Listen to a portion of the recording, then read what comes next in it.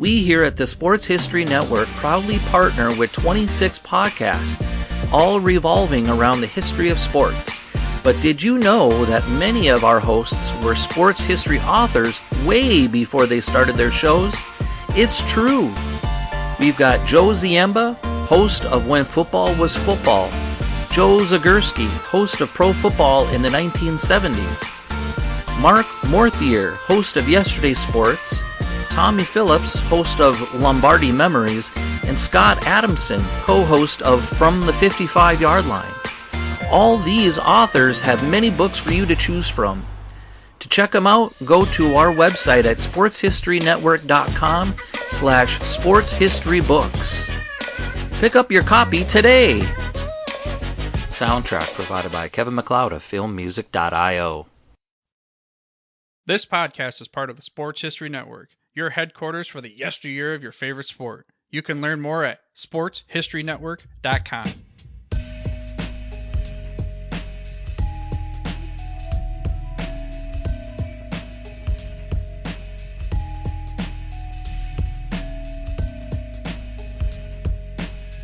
Hello and welcome to the Sports History Network Showcase, our in-house show featuring SHN podcasters talking sports, talking history, and talking sports history. My name is Oz Davis, host of the Sports History Network's Truly the Goats podcast. And on this week's episode of the Sports History Network Showcase, we've got Jay Abramson. The name of his podcast is History of College Football. Jay, how are you doing today? I am doing wonderful, and I want to take a moment to thank you for having me on your podcast, Oz. Truly the Goats. You have a great website, great podcast, great blog. I appreciate your work, and I appreciate you having me on. Well, thanks very much. I don't want you to give me too much of a swelled head, though, so let's just get right into it. Of course, your specialty is college football. You're actually a college professor at, where are you at? ASU, right? Arizona State? That is correct. Okay. How's their football team this year? Oh, they were good. Herm Edwards, they were good. Big plans for next year, I suppose. Yeah, if in fact there is a season. Do you have any insight into that? Will they have a season next year? No, I wish I did. I'm not affiliated at all with Arizona State. Some Devils, so I don't want them to speak on their behalf. What's your personal story of sports fandom, and how did you especially get into sports history? Honestly, it stemmed from my father. If I may, he hated sports. My dad was in Schofield Barracks at Pearl Harbor when it was bombed. He served 3 tours in World War II. He has a bronze star. And the reason why I'm mentioning this is the event, needless to say, molded him.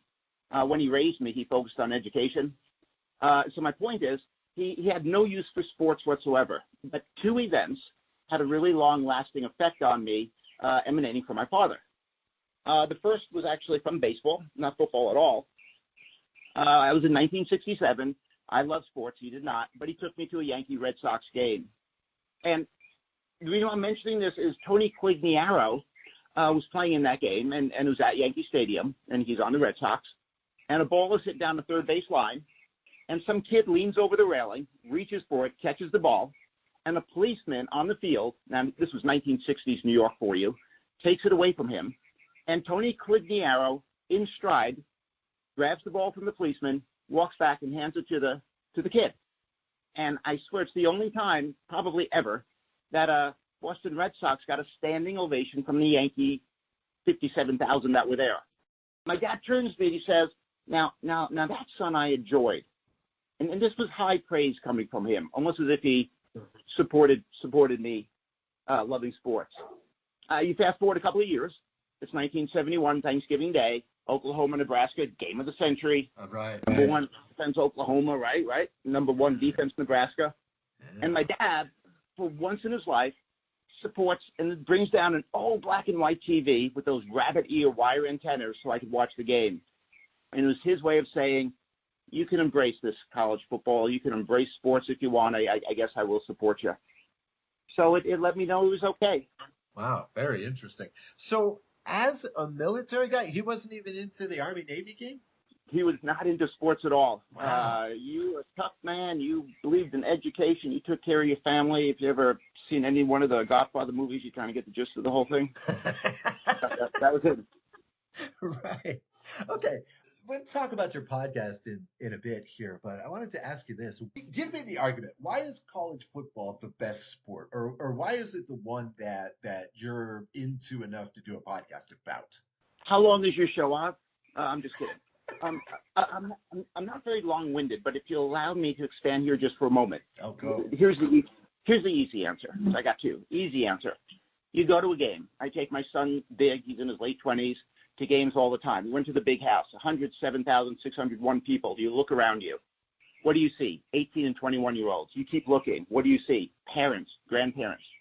And you realize at that moment that those grandparents you're looking at were there as 17, 18, 19-year-old kids and seeing their parents and grandparents as well at the Big House. There's a sense of family, togetherness, of being part of something that's really bigger than yourself, to watch a sport that demands mental and physical toughness, but it is wrapped around this long history to embrace. That's the easy answer. The harder answer is it's really the timeline of our nation's history, shown in very small capsules, where each period gave us, on the gridiron, right, on the field, not the politics, but the wondrous, the unimaginable. Think about it. From 1869 to now, that's what, 160 years? About every 10 to 20 years, the once-in-a-lifetime occurs on the field, and it never really quits. And if you allow me, 2 minutes to expand on this, or at least expound on it, I will. If you start in 1869, Rutgers, Princeton, right? 6-4, 25 men on the side, kicking, screaming, yelling at each other. Now that field where that first game was played is a parking lot, from what I hear. Go figure. Fast forward 20 years, the wondrous occurs. 1888, Yale Bulldogs, Walter Camp. What do? 13-0, outscored opponents 698-0. Fast forward another 15 years. You're now 1901, right? Michigan Wolverines fielding Yost, 11-0, unbeaten, untied, unscored upon. In 5 seasons, he went 55-1, only to lose his last game of the season. Keep fast forwarding, almost done here. Another 15 years, and what do you see? Well, what you see is why the Heisman Trophy is called the Heisman Trophy. 1916, right? John Heisman coaches his team to a 222-0 victory over Cumberland. Intentionally run up the score? I don't know. He shortened the periods at halftime, right? So that it wasn't so one-sided. But if you're into conspiracy theories, the 222 was a magical number that he was going for to get revenge for a 22-0 Georgia Tech loss to Cumberland some 2 years back. Anyway, I digress. Fast forward another just 2 years. Heisman's Georgia Tech team scores over 100 points 3 times in a season. Just the miraculous occurs. They lose 32-0 to a Pittsburgh team coached by who? Pop Warner. Why is Pop Warner football called Pop Warner football? 4 national championships? No. He spoke long after he finished coaching to a group of youths in Chicago. He was so motivational that they named the league at that night, the Pop Warner Youth Football League. 2 years later, a young student sits outside of a dorm room all night, catches pneumonia. George Gipp, Notre Dame's best player maybe ever, right? Catches pneumonia and gives this speech to Newt Rockne saying sometime when the team is up against it, win one for the Gipper, because he knew he wasn't going to make it. 33 years later, the unimaginable, and I'm almost done here. 1953, Notre Dame defeats Oklahoma. Sooners go on for 5 years, 1953 to 1957. 48 games without a loss, 47 straight wins. When they go up against the team that had lost 2 in a row, who was it? Notre Dame again. And Oz, that's just up until the time I was born. I haven't even broached the 60s, 70s, 80s, 90s, much less this century. There's 131 Division I schools, each with its own unique history. HBCU schools, Ivy League schools, each with their own memories, histories, generations of fans. There's no sport like it. That's a nice rundown. And you didn't even mention, you mentioned Pop Warner, but you didn't even mention Jim Thorpe and the Carlisle Indians beating up on Ivy League schools. Right. Not to mention taking out Dwight Eisenhower out of football for good and thus leading him on to his military career. In any case, okay. Point taken. And as a sports history fan, very nice summary, very concise. I like it. Great. I guess that question we can consider answered. Thank you, Chris.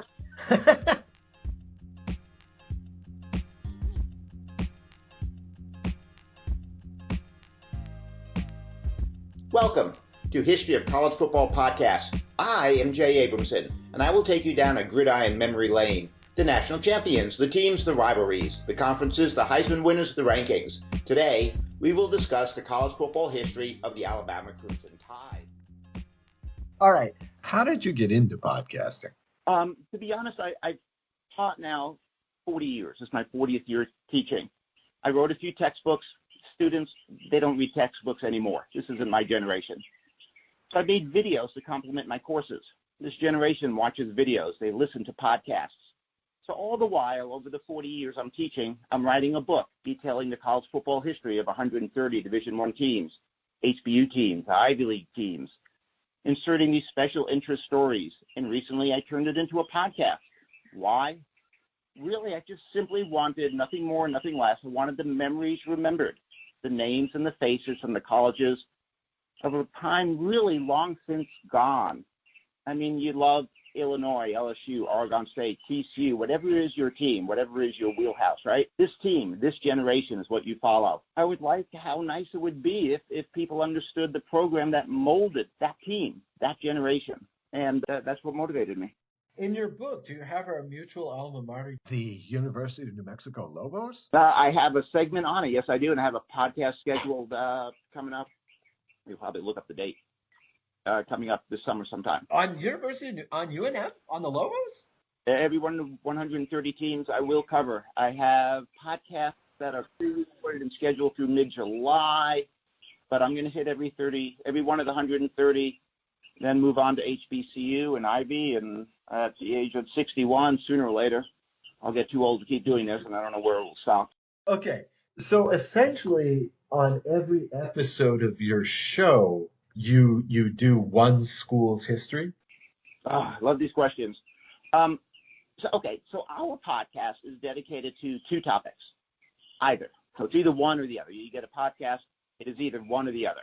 The first is the college football history of a particular school, Alabama. This morning I was working on Louisiana Lafayette. Or it's a special interest story, like the top 10 reasons to love HBCU football. Or we have a special guest. We had the director of research, NFL Films, a Navy color commentator, assistant coach of Army. And with the guests, we have fun, good old-fashioned questions like, who is the best team? Who's your favorite player? Just the fun stuff. For the episodes that cover a particular school, we go over, this is what we go over, Oz, okay? The team's first year, national championships, Heisman winners. Then best coach, best player, best team. Once we discuss the best coach, player, team, we try to insert that special attention must be paid to these other coaches or players or teams too, really to pay tribute to these people, to remember those that define the legacy of the school, the program itself. And every program has a unique legacy. We're not really comparing, but paying tribute. At least that's the mindset. We have a most stunning win, most stunning loss, most stunning tie in some cases. And then we have a hullabaloo section, the uproar from a program that may have been forgotten or at least not on the forefront of today's fans. This morning I was working on Louisiana Lafayette. So the hullabaloo was in 1903. Coach Jay Overee's Herpin's only season. His version of the Ragin' Cajuns had one of the weirdest seasons in the history of college football. In a 2-game season, they opened with a 105-0 defeat of the Canberra Academy. The next game, they were shut out by Lake Charles, 5-0, and that was their season. But that's the nature of the podcast. 5-0. I love it. Okay, great. That also sums that up for me nicely. You're doing a great job here for me, Jay. You're doing my job. Oh, your questions are great. Let's talk about this then. Let's talk about some instant history. What do you see happening in the draft? I mean, we just got through a season in which teams played variable length of schedule. There wasn't a lot of traveling. I don't know if there's going to be pro days or whatnot. I don't know if there's going to be a combine. How do you think that's going to affect the NFL draft this year? And do you see any surprises in the draft? Do you see anybody who should be taken and won't be? Good question. I'm not affiliated with the NFL, so the honest answer is I don't know. But from what I hear, game film, Zoom interviews will be focused on. I don't know if they're really going to take into consideration that much how many games a team played. That offensive lineman from Oregon, I think, what he sit out a season, yet he's projected in these mock drafts to go in the top 5. But even without the combines, you mentioned pro days, but it's not an exact science, right? I mean, Joe Montana was taken in the third round. Why? Well, the reason was actually Roman Gabriel back in 1960 became the prototype to the NFL quarterback, tall and big. And you look at what they were looking at, if they just looked at the game films and saw Montana's comeback against Houston in those icy conditions, amazing stuff. And yet 81 players were rated ahead of him, and only 2 went to the Hall of Fame. So again, I even without the combine, without all the games there, I think it comes down to you watch the game film and you go ahead and whip out your Zoom interview, and you don't put that much stock into, like I say, the number of games a person has played in, or how much they can bench press, or how fast their numbers are showing. Okay, Jay, you want to give us a teaser for an upcoming episode of History of College Football podcast, other than the Louisiana Lafayette show? We give, like I say, the episodes are dedicated to a particular school, and every school has such a unique legacy. But if you're looking for just under the radar programs, schools like Utah State, if you're not aware of their history, or Duke, they've done things that have never been done before. And they're coming out. I could probably give you the dates if I look real fast. See, when is Utah State would be coming out July 6th. These are all pre-recorded. Duke, June 8th. Those would be fun ones because, again, they're under the radar programs. They're not in the national limelight. But, man, they have some stuff that happened that you just don't see. Not before, not since. Hey, do you remember Joe Dudek? What name rings a bell? Can you remind me? Yeah, Joe Dudek was a guy in, it had to have been the first half of the 80s, who played at Plymouth State, which was Division. I do. It was Division 3. I'm so sorry. I do. I was in grad school at New Hampshire at the time, and he had got some votes for the Heisman. I'm so sorry. I blanked for this. Right. Yeah, he finished 8th or 9th in the Heisman. That's right. Yeah, out of a Division 3 school. He got the cover of Sports Illustrated at one point. He was huge news in New Hampshire. And I recall we spoke before the interview that you went to grad school at UNH. Yeah. Now that's a good story for human interest story. Do you remember Joe Dudek?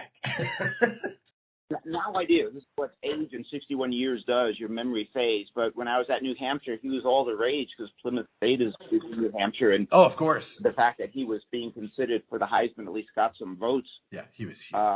Was the talk of the town. Absolutely. Yeah, that was back in the day when making the cover of Sports Illustrated was front page news in the newspaper. And yeah, it was all over New Hampshire media. I mean, I was a kid, but I remember Joe Dudek. I remember that piece in Sports Illustrated.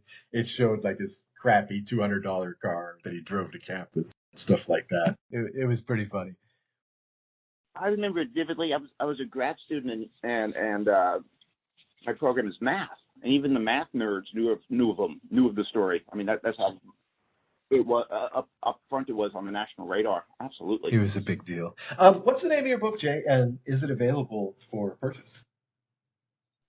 History of College Football. I just keep writing and writing. I haven't even approached publishers yet. Oh, okay. 40 years in the making, and sooner or later, I guess I should. But History of College Football is the name. Okay. All right. Well, good luck with that. Good luck with your show. Keep up the good work.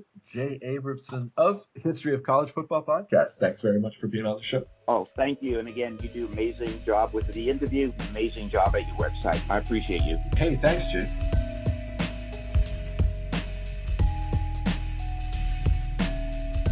This has been the Sports History Network Showcase Podcast. We'd like to thank our guest, Jay Abramson of History of College Football Podcast, which can be found at sportshistorynetwork.com or wherever you get your podcast. The theme song for the SHN Showcase is Quartz by Anitek, and also in this episode is an extrapolation from With Me by Deal the Villain. Both are available through fair use agreement via freemusicarchive.org. SHN Showcase will be back soon with another Sports History Network podcast. Until then, this is Oz Davis saying stay safe and stay historical.